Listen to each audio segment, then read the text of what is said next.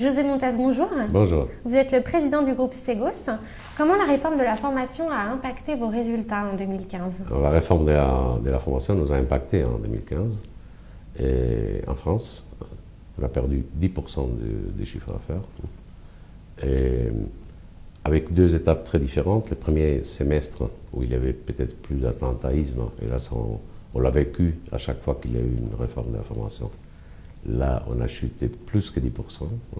Et à partir de l'été, par contre, on a rebondi en prise de commande, ce qui nous a permis, en total, en 2015, de perdre ce 10%. Quelles sont les priorités du groupe pour 2016 et les années suivantes? La première, c'est ce qu'on appelle, nous, la consolidation. La consolidation, c'est la consolidation de nos clients. Nos clients ont tendance à concentrer le nombre de fournisseurs, à avoir des providers, disons, full service. Et après, la deuxième priorité, c'est tout ce qui est autour du digital. Et c'est là où on fait l'effort le plus important.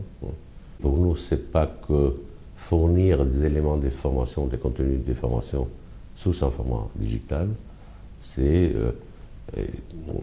tout ce qui touche la relation client dès qu'il a besoin de formation jusqu'à le post-service, y compris tout ce qui est la relation client, la dématérialisation des flux avec les clients. Quelles sont les tendances fortes que vous identifiez en matière de pédagogie? Une tendance, c'est la durée de la formation. On était habitué à des durées très longues. Les gens, surtout les jeunes, sont prêts à prendre par des petites bulles et pas par des sessions de 5 jours assis en écoutant monsieur, etc.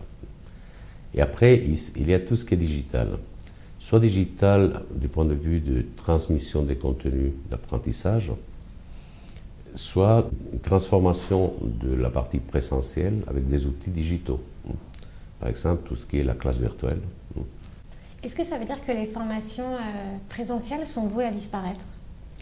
Je pense qu'ils ne vont jamais disparaître. Un scénario, c'est la formation est digitale, first digital, et alors on peut avoir des séances présentielles en appui du digital, qui est un peu le contraire de ce qu'on pratiquait il y a 5 ans, 6 ans, 7 ans. Et nous, on travaille sur comment développer une offre de ce type-là, ou une offre blended. Mais après, sur tout ce qui est la conception pédagogique de solutions, on transite vraiment, c'est-à-dire c'est digital et présentiel, c'est des workshops, c'est des ateliers pour renforcer le digital, et pas au contraire. Merci José Montes.